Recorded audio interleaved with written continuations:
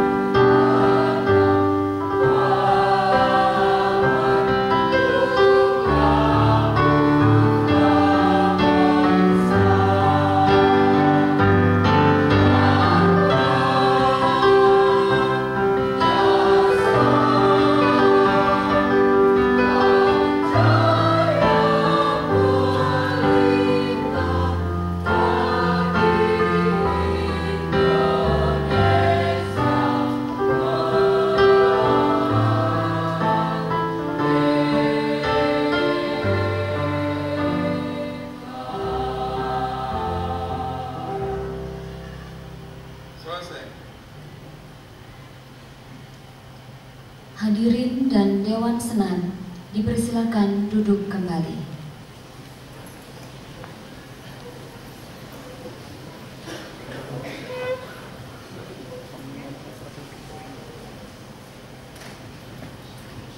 Menyanyikan himne STIMIK Banjarbaru oleh Unit Kegiatan Mahasiswa Paduan Suara STIMIK Banjarbaru. Lagu ciptaan Bapak Dr. Andes Haji Sushermanto M.Com, Gubahan Gusti Muhammad Ridwan Eskom. Aransemen lagu Welly Leonard.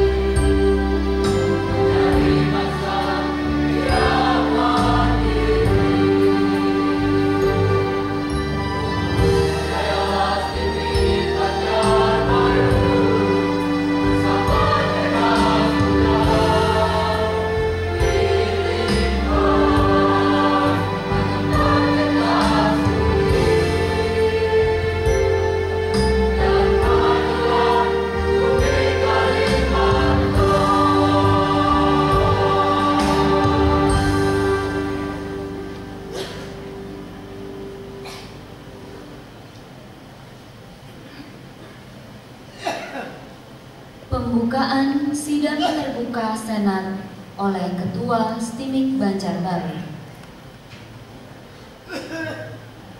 Dengan mengucapkan Bismillahirrahmanirrahim, pada hari ini Sabtu tanggal 1 Februari 2014, sidang terbuka Senat Sekolah Tinggi Manajemen Informatika dan Komputer Stimik Banjarbaru dalam rangkaian acara IES Natalis ke-11 dan wisuda ke-8 Sarjana Strata 1 saya nyatakan dibuka.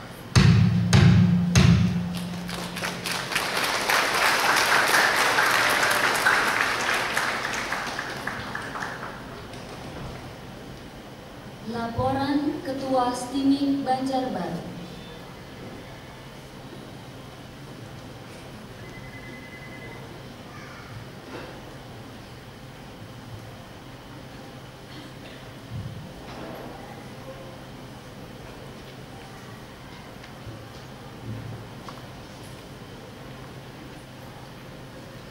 Assalamualaikum warahmatullahi wabarakatuh. Salam sejahtera bagi kita semua.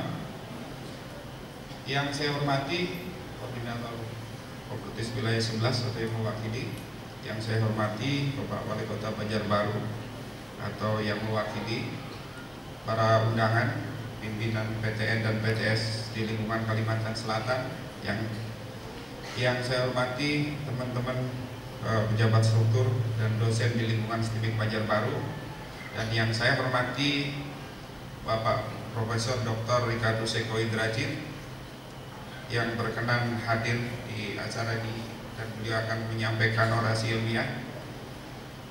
Yang saya hormati Ibu Nina Kahar dari Yayasan Pendidikan Telkom, dan yang saya hormati, mungkin Bapak Ibu sekalian sudah dengar suaranya tadi, Ibu Lisa Arianto yang sekarang beliau jadi MC. Selamat datang Bu di Banjarmasin. Saya bisa ngajak Bu Lisa Arianto karena Bu Lisa Arianto adalah istrinya Prof. Eko Indrajit. Dalam rangka wisuda ke-8 tahun 2014 STIMIK Banjarbaru, manajemen STIMIK Banjarbaru telah berusaha memperbaiki layanan di berbagai sisi, terutama layanan kepada mahasiswa dan alumni. Pada kesempatan ini dapat kami laporkan sebagai berikut. Yang pertama, layanan administrasi dengan membangun sistem informasi terpadu sehingga layanan administrasi umum dan administrasi akademik bisa lebih efektif dan efisien. Kemudian waktu layanan bisa lebih cepat, layanan KRS dan KHS bisa lebih cepat. Kemudian meningkatkan kecepatan layanan administrasi skripsi, karena ini bagian yang paling krusial di STIMIK Banjarbaru. Teori boleh selesai semester 7 ya, skripsinya selesai semester 14. Tapi dari tahun ke tahun saya mulai merasa bangga karena sudah waktu tunggunya jadi semakin pendek, karena sudah banyak mahasiswa yang bisa menyelesaikan skripsinya pada semester 9. Dan saya berharap di tahun-tahun mendatang dengan teknologi, dengan kemampuan kita bisa menyelesaikan skripsi di akhir semester 8. Ya, yang ideal itu mahasiswa selesai semester depan. So mahasiswa kalau sudah melewati semester 8, kalau ditanya susah, kamu semester berapa? Susah jawabnya, karena yang paling akhir adalah di semester 8. Gak ada semester 9, apalagi semester 14. Kemudian yang kedua, upaya program studi meningkatkan layanan proses belajar mengajar yang dilakukan dengan mendorong dosen untuk tetap meningkatkan pendidikan ke jenjang yang lebih tinggi. Sebagian dosen STIMIK Banjarbaru yang masih S1 sekarang mengikuti perkuliahan yang model baru. Kalau tahun kemarin namanya pendidikan jarak jauh dengan modus teknologi, jadi mahasiswanya bertemu dengan dosennya melalui telekonferensi. Sekarang namanya KDITT, bukan KDRT ya, tapi KDITT, kuliah daring Indonesia terbuka dan terpadu. KDITT bedanya dengan PJJ itu nantinya bukan hanya untuk mahasiswa S2, tapi mahasiswa S1 juga bisa mengikuti beberapa mata kuliah yang diselenggarakan oleh konsorsium Mantikom dengan perguruan tinggi penyelenggara, sehingga mahasiswa bisa mengikuti perkuliahan dengan mata kuliah pilihan oleh orang yang ahlinya. Tadi sebelum wisuda saya sudah ada MOU kerjasama dengan Prof. Eko selaku ketua konsorsium. Sebenarnya bukan jeruk makan jeruk ya Prof. Prof. Eko ketua konsorsium, saya direktur programnya. Tapi di sini saya selaku STIMIK Banjarbaru, sehingga nanti mahasiswa STIMIK Banjarbaru bisa mengikuti perkuliahan sekaligus sertifikasi yang diakui secara internasional. Mata kuliahnya jika Anda lulus nilainya di atas 80, maka Anda berhak mendapatkan sertifikasi internasional. Tapi kalau mata kuliah yang diambil dari nilainya di bawah 80 dan Anda dinyatakan lulus, maka mata kuliah itu bisa diakui oleh STIMIK Banjarbaru sebagai mata kuliah yang sudah diambil. Itu yang namanya proses credit transfer. Dan saya berharap sebagian besar yang lulus ini bisa balik lagi ke kampus.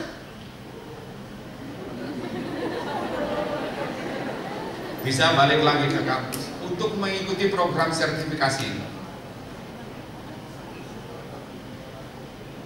Ya, untuk mengikuti program sertifikasi. Dan sertifikasi ini Anda sebenarnya ketemu dengan dosennya paling 3-4 kali melalui video conference. Selebihnya Anda belajar sendiri di aptikomdaring.com.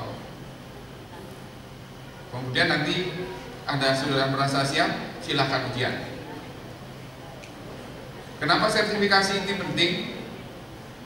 Ini terkait dengan KKNI, kompetensi lulusan. Anda memang sarjana komputer, tapi kalau ditanya bisa apa, sebagian besar dari kalian nggak bisa jawab. Tapi kalau Anda punya kompetensi tadi, Anda akan bisa jawab, oh saya ahli di bidang jaringan, oh saya ahli di bidang pemrograman, oh saya ahli di bidang apa. Itu fungsinya sertifikasi, dan itu akan sangat diakui oleh dunia industri. Makanya saya berharap sebagian dari kalian mesti balik lagi ke kampus. Balik lagi ke kampus dalam artian tidak harus datang ke kampus, karena bisa dilakukan secara online. Ya, bisa di kebun gitu ya, bisa di mana saja. Syaratnya cuma satu, ada internet. Kemudian layanan program studi, meningkatkan layanan lulusan di STIMIK Banjarbaru. Sekarang ada job online. Kita berharap dengan melalui job online tadi, mahasiswa lulusan STIMIK Banjarbaru bisa memanfaatkan informasi ketenaga kerjaan yang ada di situ. Kita bisa menawarkan Anda, dan perusahaan bisa mencari tenaga kerja sesuai dengan yang diharapkan. Kemudian yang keempat adalah meningkatkan penjaminan mutu. Ini yang selalu saya tekankan di STIMIK Banjarbaru, bahwa orang-orang yang ada di STIMIK Banjarbaru boleh punya ide yang berbeda, boleh punya misi yang berbeda, tapi visi akhirnya harus satu, yaitu visinya STIMIK Banjarbaru menjadi panutan di bidang ICT ya di bumi Kalimantan. Nah, harus diimplementasikan. Kalau lulus sarjananya bermanfaat nggak? Bisa jadi panutan nggak? Dosennya kalau ngajar sesuai standar nggak? Nah, ini perlunya jaminan mutu. Kemudian yang berikutnya adalah perkembangan lulusan. Di sini saya laporkan STIMIK sekarang sudah mau wisuda yang ke-8. Wisuda yang pertama itu tahun 2008 sebanyak 37 orang, kemudian 81 orang, 43 orang, 112, dan yang terakhir adalah 281 lulusan. STIMIK Banjarbaru punya target kalau yang masuk 400 mestinya yang lulus 400, baru berkualitas. Ya, sekarang yang masuk 400, yang keluar 281, ya sudah lumayan di atas 50%. Ya, sudah hampir 70%. Saya berharap di tahun berikutnya bisa naik 80, 90, tapi untuk capai 100 rasanya perlu kerja keras semuanya. Demikian hal-hal yang bisa saya laporkan. Atas perhatiannya diucapkan terima kasih. Billahi taufik wal hidayah. Wassalamualaikum warahmatullahi wabarakatuh.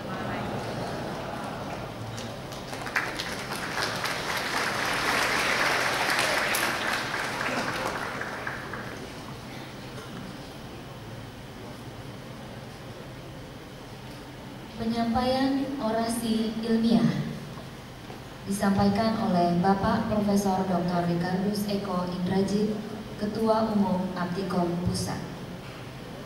Profesor Dr. Insinyur Ricardus Eko Indrajit MSc, MBA, Sipil, MA, lahir Jakarta 24 Januari 1969. Pendidikan Manchester University Relation Jakarta, Maastricht School of Management Belanda, University of the City of Manila, Filipina, Everett Computer Science Harvard University, Amerika Serikat, Teknik Komputer Institut Teknologi 10 November, Surabaya. Karir sebagai konsultan teknologi informasi, penulis, akademisi, guru besar ilmu komputer ABF Institut Perbanas, Ketua Aptikom Pusat. Yang kami muliakan Senat Stimik Banjarbaru yang diketuai oleh Bapak Sus Hermanto, sahabat sekaligus guru saya.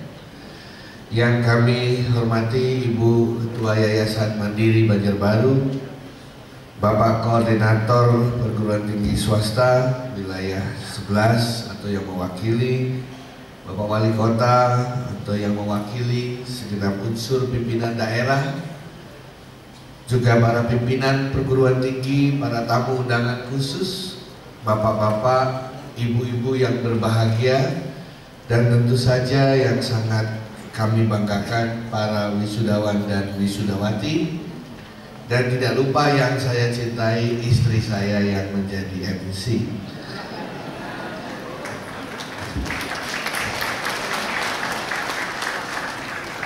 Pertama-tama mari kita panjatkan puji dan syukur kepada Tuhan Yang Maha Kuasa karena pada hari ini kita berkumpul di acara yang luar biasa menggembirakan dan membahagiakan ini.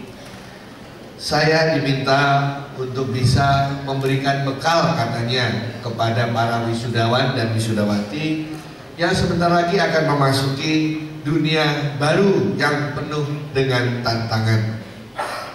Jika bapak-bapak dan ibu-ibu melihat spanduk di sebelah sana, sebelah kanan, di situ ada tema wisuda, yaitu layanan prima berbasis teknologi informasi dan komunikasi untuk menghasilkan lulusan yang cepat dan berkualitas.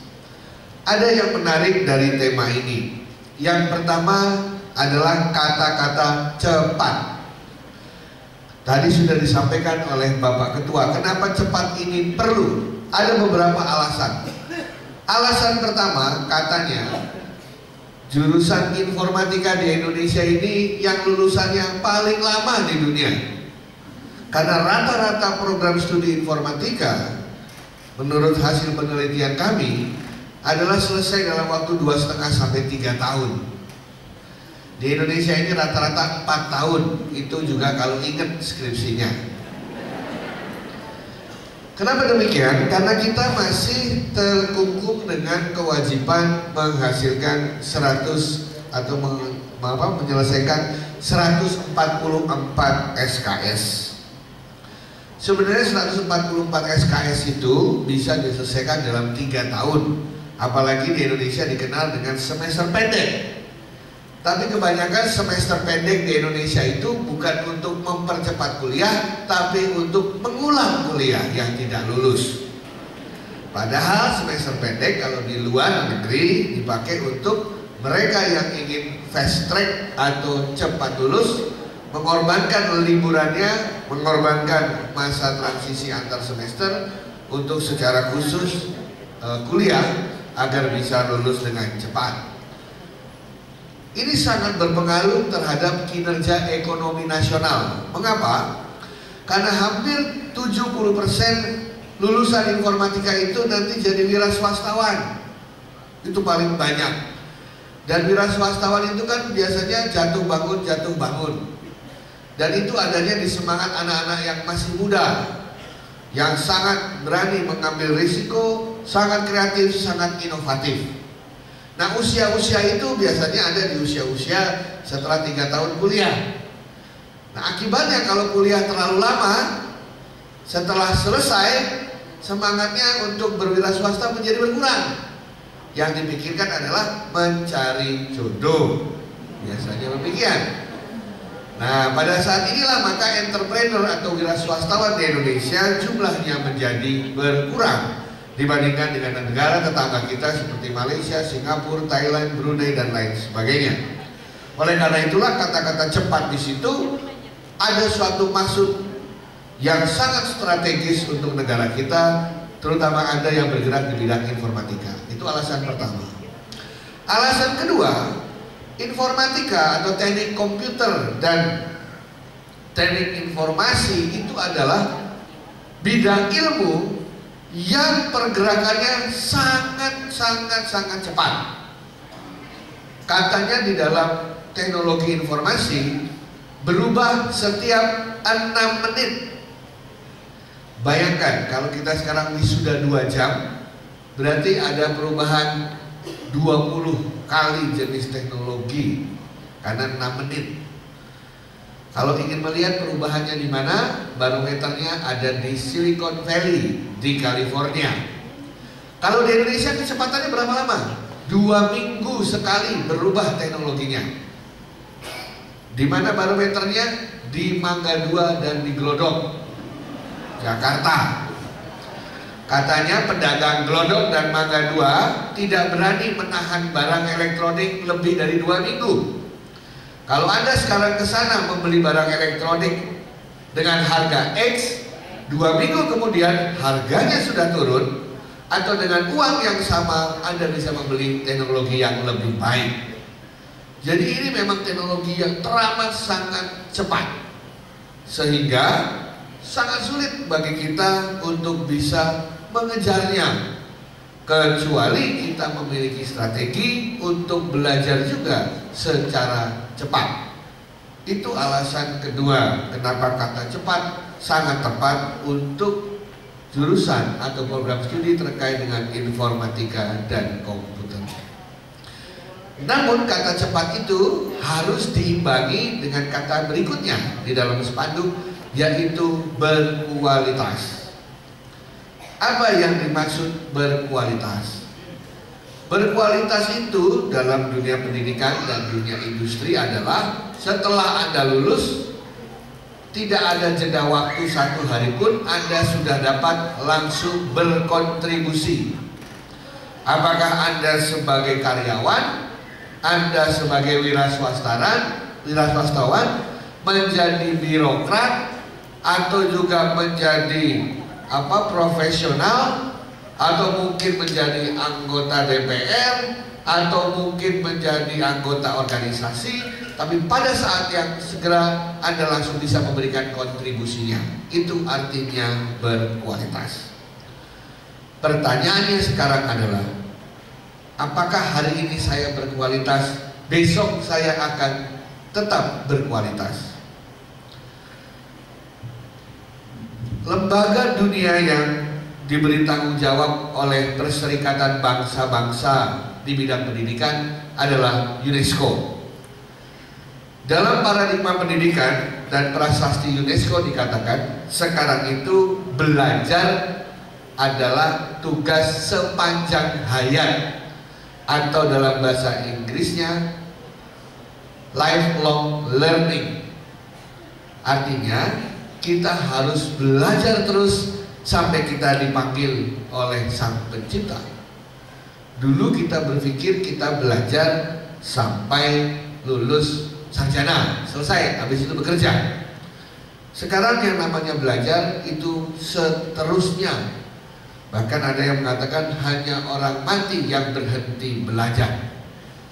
Anda yang merasa sudah di wisuda hari ini, jangan merasa puas. Tadi Bapak Ketua mengatakan